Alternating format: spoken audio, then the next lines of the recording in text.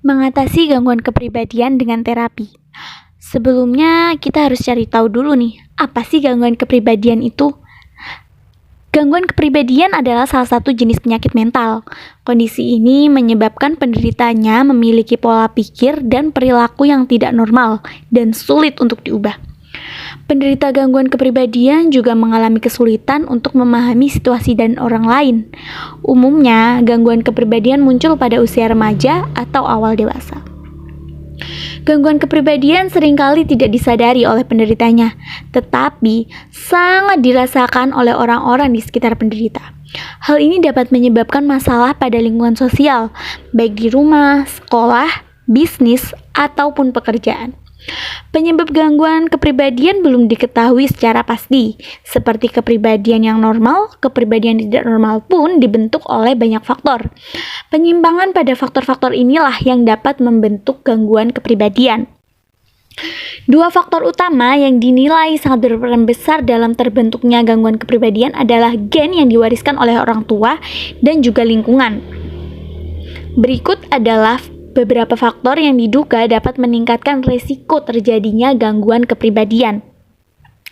Yang pertama, memilih kelainan pada struktur otak atau komposisi kimia di dalam otak. Yang kedua, menghabiskan masa kecil di dalam kehidupan keluarga yang tidak harmonis. Yang ketiga, memiliki perasaan sering diabaikan sejak masa kanak-kanak.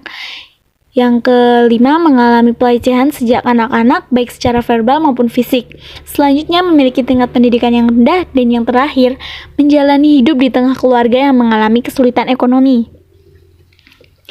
Pengobatan gangguan kepribadian. Terapi psikologis di bawah bimbingan psikiater adalah penanganan utama gangguan kepribadian. Terapi ini bertujuan untuk meningkatkan kemampuan pasien dalam mengendalikan emosi serta pikirannya dengan lebih baik. Beberapa jenis terapi psikologis yang bisa digunakan psikiater untuk menangani gangguan kepribadian adalah: yang pertama, terapi perilaku kognitif.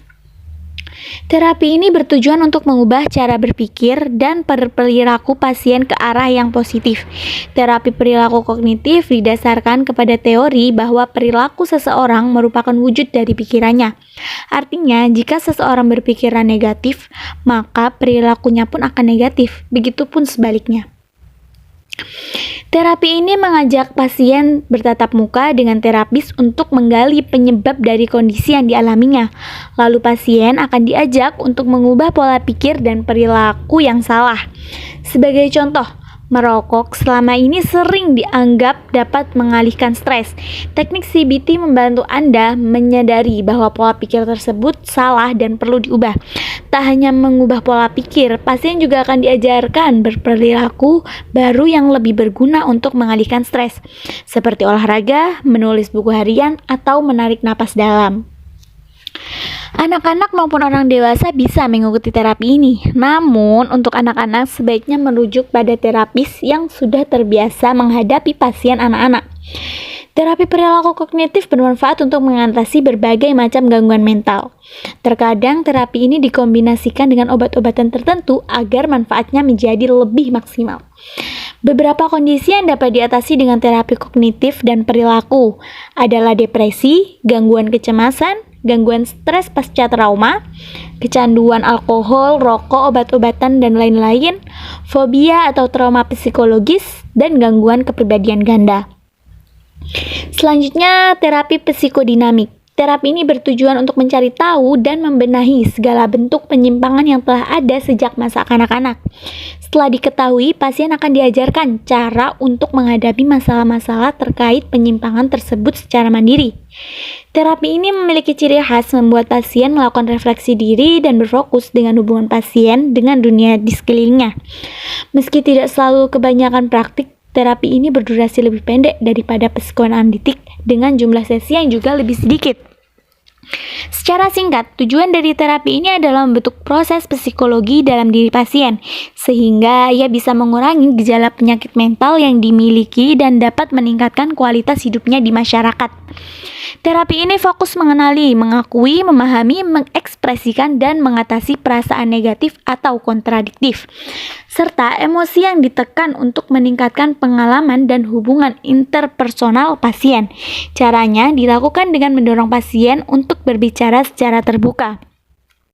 Seorang terapis akan mengajak pasien berbicara bebas tentang apapun yang terlintas di dalam pikiran pasien, termasuk masalah saat ini, ketakutan, keinginan, impian, dan fantasi.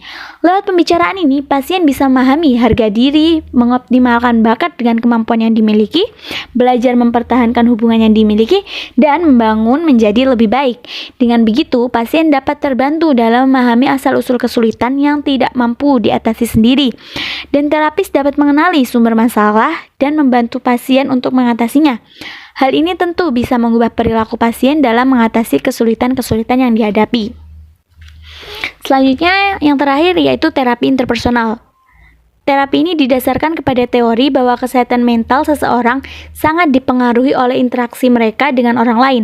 Artinya, jika interaksi tersebut bermasalah, gangguan kepribadian pun bisa terbentuk. Metode ini umumnya digunakan untuk mengobati gangguan kepribadian ambang, karena kelainan ini kerap menimbulkan gejala berupa gangguan mood dan masalah relasional yang serius.